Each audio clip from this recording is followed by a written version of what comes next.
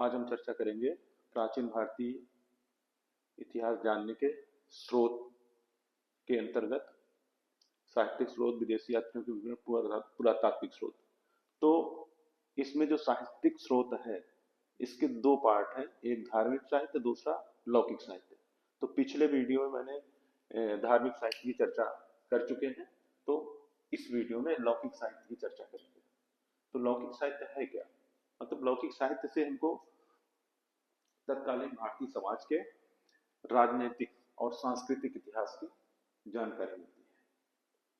तो लौकिक साहित्य कई प्रमुख है, लेकिन जो कंपटीशन की दृष्टि से थोड़ा इंपॉर्टेंट है, जो जीएस वगैरह में पूछे जाते हैं, उतने लौकिक साहित्य की चर्चा, मतलब जो हमको इंपॉर्टेंट लग रहे हैं उसी की एक सामान्य चर्चा हम यहाँ करेंगे। तो पहला है अर्थशास्त्र। अर्थशास्त्र के बारे में कहा जाता है कि ये संभवतः भारत का पहला राजनीतिक ग्रंथ है। भारत का पहला राजनीतिक ग्रंथ है संभवतः, और इसके 6000 श्लोक हैं।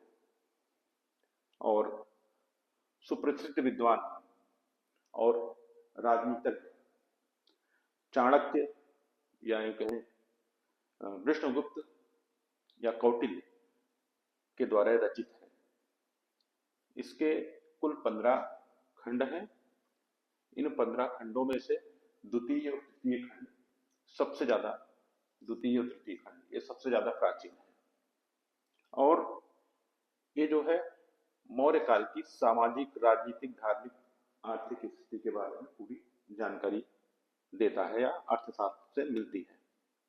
दूसरी बात की प्राचीन राजतंत्र और अर्थव्यवस्था, प्राचीन कालीन राजतंत्र और उस समय की अर्थव्यवस्था को समझने का या उसके अध्ययन का एक बहुत बड़ा स्रोत है।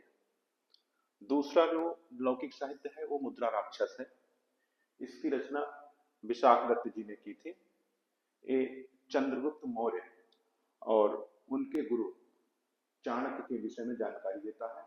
साथ ही मुद्रा राक्षस से नंद वंश के पतन एवं मौर्य वंश की स्थापना की भी जानकारी मिलती है। तीसरा जो है राजतरंगिणी है। इसकी रचना कश्मीरी कवि कल्हण के द्वारा की गई थी। और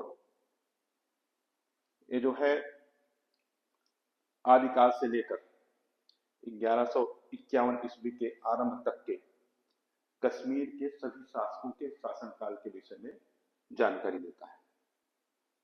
और जो है चौथा है मालविकाग्निमित्रम। इसकी रचना कालिदास जी ने की थी और एक शुंग वंश के विषय में जानकारी देता है। शुंग वंश के शासक, प्रतापी शासक पुष्यमित्र शुंग और उनके बेटे अग्निमित्र शुंग के बारे में जानकारी देता है। पांचवा है मंजुश्री मूलकल्प। ये 700 से 750 ईस्वी तक के भारतीय इतिहास की जानकारी देता है।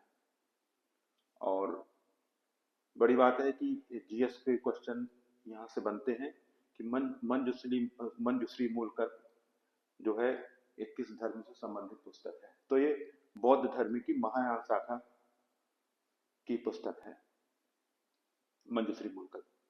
और छठा है हर्षचरित। तो बाणभट्ट द्वारा रचित हर्षचरित सम्राट हर्षवर्धन के जीवन और उनके समय के भारत के इतिहास की एक महत्वपूर्ण जानकारी हर्षचरित से प्राप्त होती है। और सातवां है मृच्छकटिकम। इसकी रचना शूद्रक ने की थी और एक गुप्तकालीन सांस्कृतिक इतिहास की जानकारी मृच्छकटिकम से मिलती है। एक तरीके से ऐसा समझिए गुप्तकालीन नाटक कहीं कहीं चर्चा मिलती है। गुप्तकालीन एक नाटक है जिससे गुप्त काल की सांस्कृतिक इतिहास की झलक इस मृच्छकटिकम में दिखती है। और आठवां है आपका नवशासांक चरित्र। इसकी रचना परिमल गुप्त जी ने की थी। एक परमार वंश और सिंधु राज नवशासांक के बारे में जानकारी देता है। और ये संस्कृत साहित्य का प्रथम ऐतिहासिक महाकाव्य है। ऐसा माना जाता है कि संस्कृत साहित्य का प्रथम ऐतिहासिक महाकाव्य नवशासांक चरित्र है। 9वां जो है कीर्ति कौमुदी है, इसकी रचना सोमेश्वर जी ने की थी और ये चालुक्य वंश के इतिहास पर प्रकाश डालती है। और 10वां प्रबंध चिंतामणि 1305 में मेरुतुंगाचार्य जी ने इसकी रचना की थी। ये जैन साहित्य का ग्रंथ है। मेरुतुंगा प्रबंध चिंतामणि जैन साहित्य का एक ग्रंथ है। ये भी जीएस में से पूछा जा सकता है कि प्रबंध चिंतामणि निम्नलिखित में से किस धर्म से संबंधित ग्रंथ है। और अंतिम है पृथ्वीराज विजय। तो इसकी रचना कश्मीरी पंडित जैनक ने की थी। कश्मीरी पंडित जैनक ने।